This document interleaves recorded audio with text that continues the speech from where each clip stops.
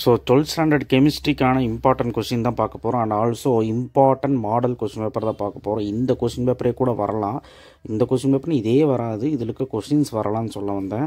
So நமக்கு வந்து 10 1 mark கேட்டுறாங்க. ஸோ 10 1 மார்க் புக் பேக் தான் இருக்கிறது. 4 லெசன் புக் பேக் 10 1 மார்க் அடிச்சிருங்க. ஸோ 5ஆவது லெசனு 9ஆவது லெசனு சில பேர்த்துக்கு 10 இருக்குது, சில பேர்த்துக்கு இல்லை, சில பேர் 13 கன்ஃபார்மாக எல்லாத்துக்கும் இருக்குது, 14 சில பேர்த்துக்கு இல்லை இருக்குது, அந்த மாதிரி. ஸோ இதில் வந்து பார்த்திங்கன்னா உங்களுக்கு 5th lessons 13th lesson so அந்த பேஸ் பண்ணி தான் இருக்குது. அதுக்கப்புறம் 9th lesson 9th lesson. So இதெல்லாம் பேஸ் பண்ணி தான் இருக்குது கொஷின். ஒருவேளை பயோமாலிகுல்ஸ்லேயும் கொஷின் கேட்டாங்க அப்படின்னா ஒன்றும் பிரச்சனை இல்லை, இதே மாதிரி தான் வரப்போகுது. இல்லை 10th லெசனில் கொஷின் வந்தாலும் இதே மாதிரி தான் வரப்போகுது, 1 2 எக்ஸ்ட்ரா, அவ்வளோதான். ஸோ போர்ஷன்ஸ் எதுவோ அது பார்த்து பண்ணிக்கோங்க. ஸோ நாளைக்கு கெமிஸ்ட்ரி எக்ஸாமுங்கிறனால கண்டிப்பாக வந்து பார்த்திங்கன்னா சென்னை டிஸ்ட்ரிக்ட்காரங்களாம் கண்டிப்பாக வந்து பார்த்திங்கன்னா இது நல்லபடியாக படிச்சுக்கோங்க. ஸோ சென்னைக்கு தான் நாளைக்கு. ஸோ அதர் டிஸ்ட்ரிக்ட்காரங்களும் இனிமேல் வர இதில் இது ப்ரெஃபர் பண்ணிக்கோங்க. ஸோ சப்ஸ்கிரைப் பண்ணலாம் பண்ணுங்கள், அந்த லைக் பண்ணலாம் பண்ணுங்கள், வாட்ஸ்அப் சேனல் லிங்க்கில் வந்து ஜாயின் பண்ணுங்கள். நிறைய பேர் சப்ஸ்கிரைப் பண்ணாமல் பார்க்குறது கொஞ்சம் அப்படியே மனசு கஷ்டமாக இருக்குது. கண்டிப்பாக சப்ஸ்கிரைப் பண்ணுங்கள். ஸோ ஃபஸ்ட்டு கெபரியால் தேலமைட் 13th லெசனில் இருக்க பொறுத்த வரைக்கும் நேமிங் ரியாக்ஷன் வந்து கார்பலமின் ரியாக்ஷன், மஸ்டர்ட் ஆயில் ரியாக்ஷன், கெபரியால் தேலமைட், அதுக்கப்புறம் ஹாப்மன் டீக்ரடேஷன் ரியாக்ஷன், அப்புறம் வந்து கோம்பக்ஸ் ரியாக்ஷன், அப்புறம் குளோரோபிக்ரின் எப்படி ப்ரிப்பேர் பண்ணுறது, இதெல்லாம் நீங்கள் பார்த்தீங்கன்னா போதும். அப்புறம் 8th 1 ஃபஸ்ட்டு சப்டிவிஷன், அதுக்கப்புறம் செகண்ட் கொஷின், அதுக்கப்புறம் 7th 1 5 மார்க், இதையாவது ஒழுக்கமாக பார்த்துட்டு போங்க. ஸோ அதே மாதிரி கெபரியால் தேலமை வந்திருக்கு. அயனைசேஷன் ஐசோமரிசம் புக்கின்னு, ஸோ அயனைசேஷன் கோஆர்டினேஷன் ஐசோமரிசம் புக்கின்னு, crystal field stabilization energy book back 5th lesson, ஃபேரடேலாம் கன்ஃபார்மாக வரும் 9th லெசன். அதுக்கப்புறம் இது வந்து சென்ட்ரல் மெட்டல் கலர் ஒய் அப்படின்னு கேட்டிருக்காங்க, இதுவுமே ஈஸியான கொஸ்டின் தான். மஸ்டர்ட் ஆயில் ரியாக்ஷன் வந்திருக்கு பாருங்கள். அடுத்தது இது பாருங்கள், இது வந்து இம்பார்ட்டண்டான ரியாக்ஷன்.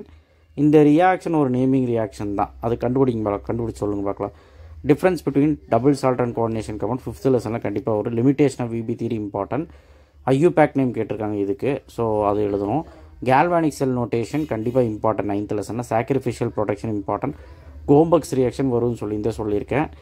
அதே மாதிரி இந்த சம்மு பார்த்துக்கோங்க, ஃபேரடேலா சம் பார்த்துக்கோங்க. அதே மாதிரி ஐயூபேக் நேம் இதுதான் கேட்பாங்கட்டு இல்லை, எது வேணாலும் கேட்கலாம் 5th லெசனில்.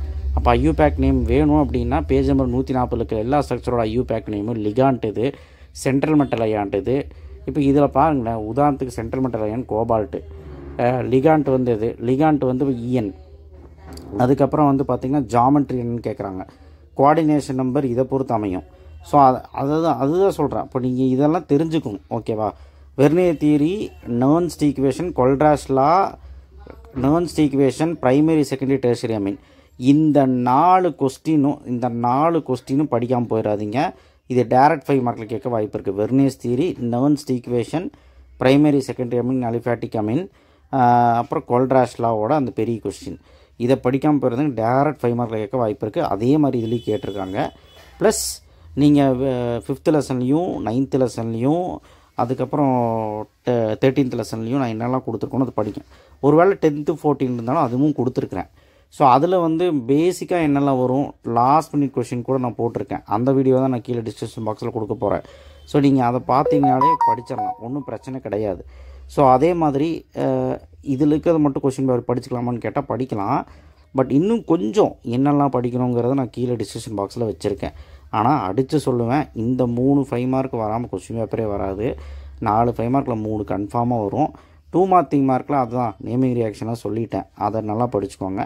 5th லெசனை பொறுத்த வரைக்கும் ரொம்ப கஷ்டப்படணும் அப்படின்னா, ரொம்ப கஷ்டப்படுறீங்க அப்படின்னா நீங்கள் புக் பேக்காவது கஷ்டப்பட்டு படிச்சுட்டு போவாங்க, அதையாவது அட்லீஸ்ட் பண்ணுங்கள். அதே மாதிரி தான் 9th லெசன் என்ன இருக்குது, ஆனோடு கேத்தோடு, கொல்ராஷ் லா, அதுக்கப்புறம் இந்த ரீசனிங் கொஷின் பாருங்கள், இங்கே ஒரு ரீசனிங் கொஷின் கொடுத்துருக்காங்க பாருங்கள், அது ஸ்டாண்டர்ட் ஹைட்ரஜனேட்டரோடு இம்பார்ட்டன்ட் தான். கேல்வானிக் செல் நோட்டேஷன் புக்கின்னு, அதுக்கப்புறம் ஃபேக்டர்ஸ் அஃபெக்டிங் எலக்ட்ரோலைட்டிக் கண்டக்டன்ஸ், மின்னார் பகுதி கடத்துத்திறனுக்கான காரணிகள், கண்டிப்பாக அந்த கொஷின் வராமல் கொஷின் பேப்பரே வராது, அதை நீங்கள் பார்த்துக்கணும்.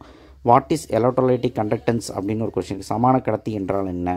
அப்புறம் புக் பேக்கில் நர்ன்ஸ் ஈக்குவேஷன், சாக்ரிஃபிஷியல்லாம் வந்திருக்கு, அது படிங்க. 13th லெசனில் நேமிங் ரியாக்ஷன் சொல்லிட்டேன். ஸோ 10th லெசன் வரும்னா 10th லெசனில் புக் பேக்கில் ஃபிசிக்ஸ் ஆப்ஷன், கெமிஸ்ட்ரி ஆப்ஷன், கடைசி 5 கொஷின் ரொம்ப இம்பார்ட்டன்ட், அட்லீஸ்ட் அதையாவது பார்த்துட்டு போங்க. 14th லெசன் வரும்னு சொன்னிங்கன்னா புக் பேக் எல்லாமே பார்த்துட்டு போங்க.